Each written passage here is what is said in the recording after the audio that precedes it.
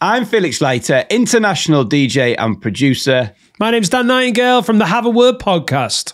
And together we are going to explore the samples that feature in tracks you love in a show we like to call... Show Me the Sample. The Verve Bittersweet Symphony, released in 1997 on their genre-defining third album, Urban Hymns. This is the story of one of the greatest indie records ever, the sample used in the track and the financial implications of it. The Verve met while attending a Wigan sixth form college and played their first gig at a friend's 18th birthday party in Wigan, signed by Virgin sublabel Hut Records in 1991. Fast forward to 1997, they released the first single from Urban Hymns, peaking at number 2 in the UK charts, Bittersweet Symphony. Oh, how was that not number 1? My God. Oh, the Clarks. He's wearing the Clarks.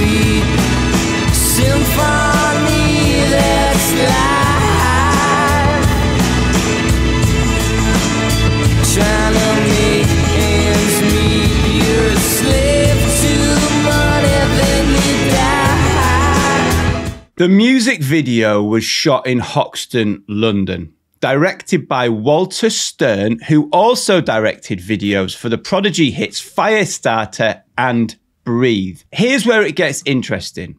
The continuous one-shot style of Bittersweet Symphony pays homage to Massive Attack's Unfinished Symphony video, which was shot in LA in 1991.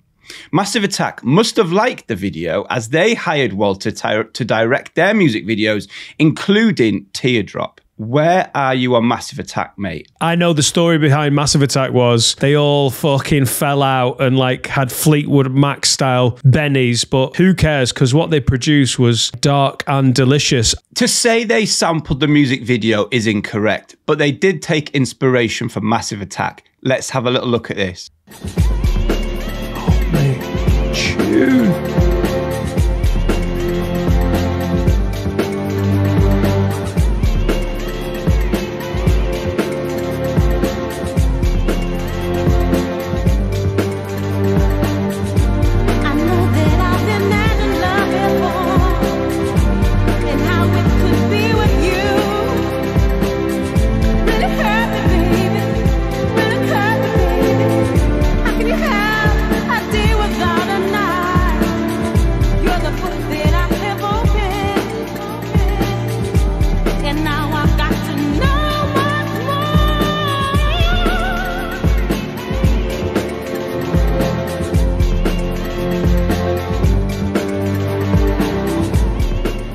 Mate, that's some cool music.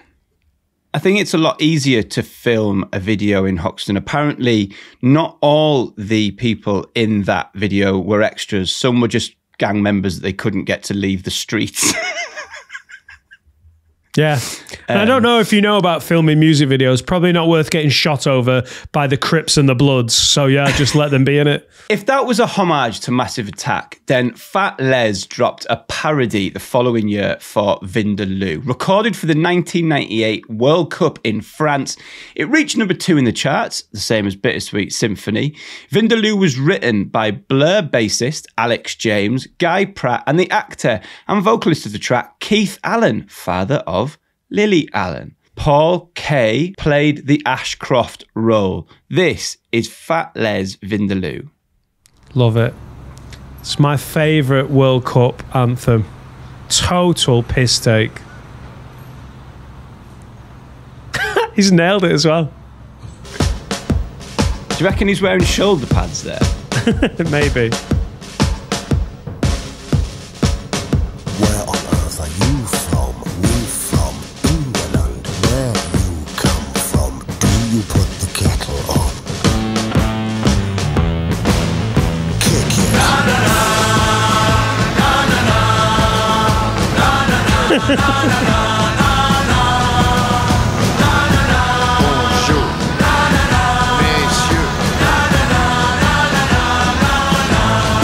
I'd have that above Three Lions. It was such a piss take. They weren't trying to be like, it's England. Like, they really took the mickey. I love it. Funnily enough, it was Three Lions that kept it off the #1 spot. They just rejigged a few lyrics and re-released it again. Let's get back to the Verve, shall we? Ashcroft was ready to scrap Bittersweet Symphony, having worked on the track with Stone Roses producer John Leckie.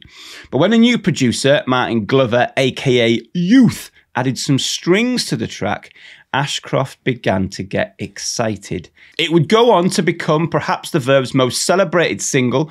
It was nominated for a Grammy and named Single of the Year in '97 by NME and Rolling Stone magazine.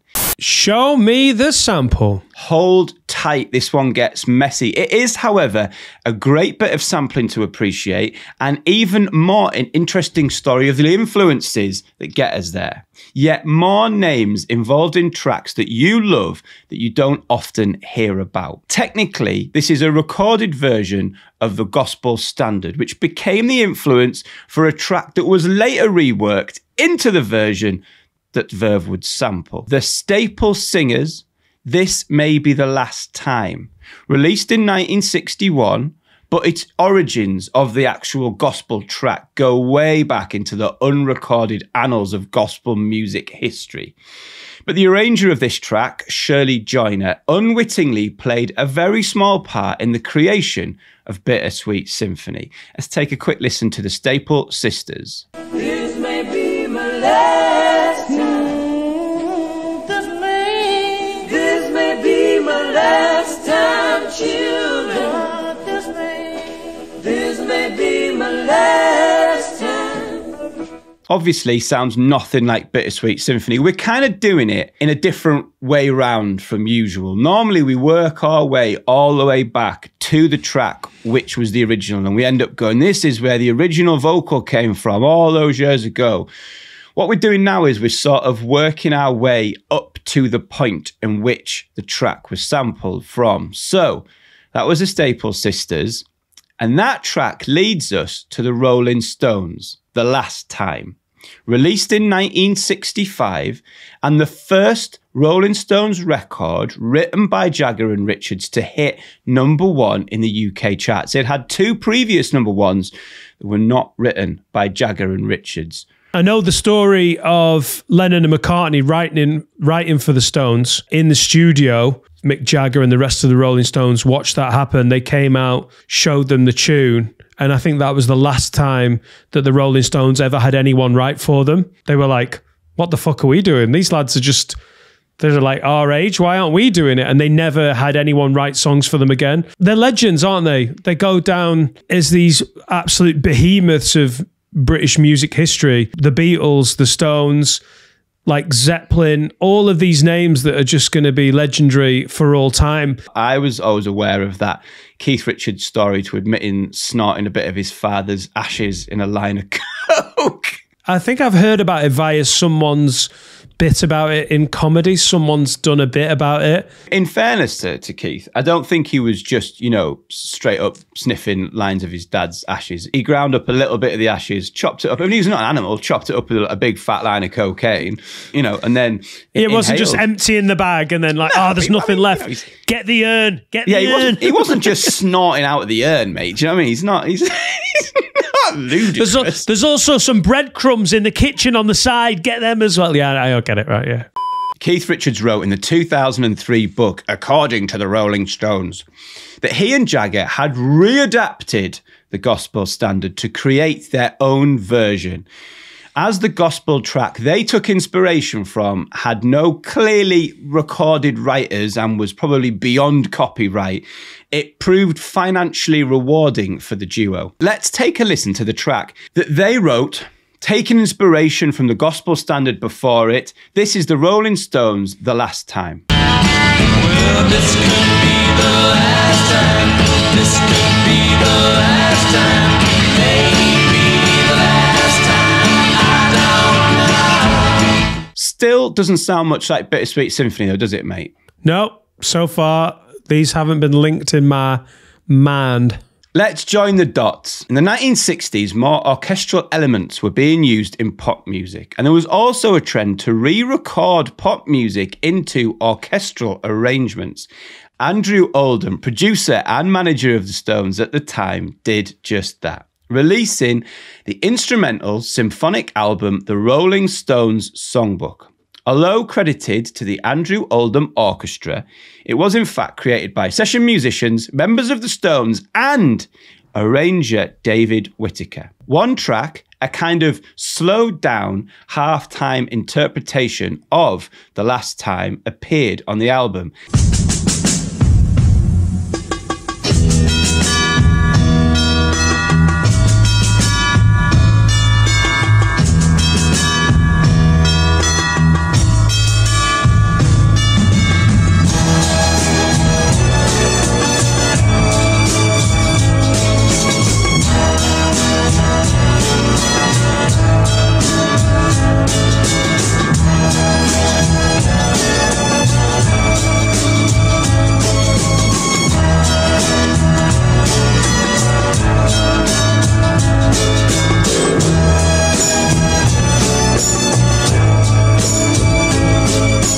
Well, I can hear it now in my mind.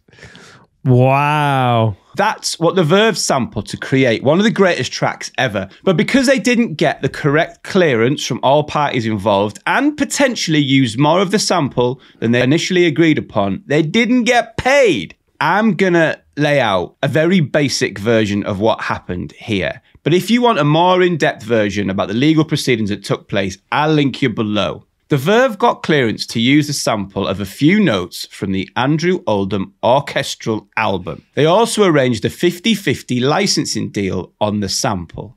However, they were subsequently sued by Alan Klein of ABKCO, who controlled the Stones' copyrights on The Last Time. Klein demanded 100% of the royalties and songwriting credits for Jagger and Richards, claiming the Verve had used more of the sample than they agreed. Andrew Oldham would also sue the band for $1.7 million for his part in the track. Remember David Whittaker? He's the guy that arranged those strings that the Verve sampled. Guess what he got, mate? Go on. Fuck all. Absolutely fuck all. Oh, well, Wit Dog's unlucky, mate. It's not just dance music records where this happens, right? So we've done all kinds of tracks. Go back and check them, where it ends up being a mashup of a remix, of a cover, of this, of that. But if you pick through this, forget the real legality of it. If you pick through this, Ashcroft wrote, he wrote the lyrics. He wrote Bittersweet Symphony. But it wasn't until the producer Youth came along who added strings.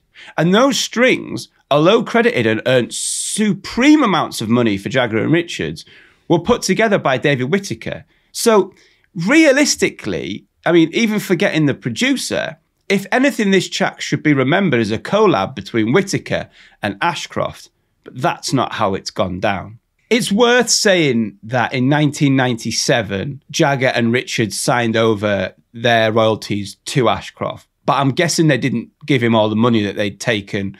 Although Bittersweet Symphony didn't win a Grammy, the name on the Grammy nomination was Jagger and Richards, as down as the writers of Bittersweet Symphony. Gotta get that permission, mate. Gotta get that permission.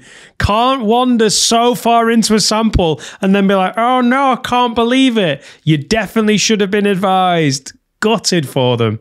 Yeah, they lost a lot of money. I mean, it was used in all kinds of adverts, TV shows, movies. It was played at the Super Bowl. It was played before England games. This record has generated a lot of money over the years, which did not go to Ashcroft. Good use of sample. Bad use of sample. What are you saying? Well, I mean, legally, it's not a great use of sample. No, I mean, I didn't really see the link. I didn't hear the link developing into the Andrew Oldham orchestra.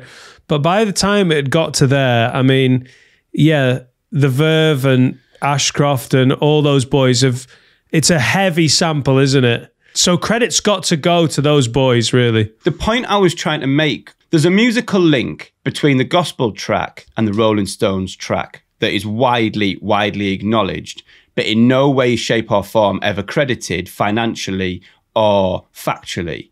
So there's, and I guess I'm trying to show the juxtaposition between the fact that the Rolling Stones pretty much ripped off an old gospel record to create their record. That's part one of the story. Right. But then Sorry, part two, but you're absolutely right. There's no musical reference to Bittersweet Symphony between those records. Then what happened is the Rolling Stones record is reimagined into an orchestral piece, mainly by David Whittaker, who was the arranger. That's then what Ashcroft and the Verve sampled, but they're not the people who get credited. People who get credited are Jagger and Richards for writing their song, which has nothing to do with the strings and or anything else, and even David Oldham, who's Eight to Sue's the band. The frustrating thing, which I like to do in this the most, this isn't, Show Me the Sample for me is not about legal cases or money or anything else. It's about the history of music and about some of the people, as always, who don't seem to get name checked in the story of a track. And for me, people like David Whittaker are never credited in the creation of Bittersweet Symphony. And without David Whittaker, there would be no Bittersweet Symphony. There would be no string section. There would be no sample. No, it's Whittaker's work, isn't it? And it's beautifully done. And it was beautifully adapted into Bittersweet Symphony. So yeah, shout out to Whittaker, because without him, there would be no Bittersweet Symphony. If you're not already, subscribe to Show Me the Sample on Patreon. You get access to these shows fully uncut in full length 1 week before the shorter YouTube episode drops. You also get access to Patreon-only content, including a Daft Punk Discovery special, a Duck Sauce episode that I'm accidentally in, an episode banned from YouTube. It's probably due to the Sex Dwarfs. You also get podcasts of the show and all the stuff that we're going to be putting out for Patreon in the future. He's been Dan Nightingale. He's been Felix Leiter. Thanks for watching. What was your hair like as a teenager, mate? Like, fuck you. Fuck you. Not today, mate. Not today. You can see my emotional state. Why would you start with that? Evil. It was beautiful. It was stunning. It was flowing. I started receding when I was 11. It was a disgrace. I deserved to go bald. The irony of me putting weight on, but this microphone doesn't weigh enough. So I'm fucking large, this is skinny, and it's bouncing up. It feels like this is just for patrons. It feels like I'm being like it just feels like a big black penis. And the guy's going, go on, Dan, suck it. And I'm like, no, I don't want to. Go on, no, suck it. I'm like, oh, I don't want to. He's going, go on, in the end you will.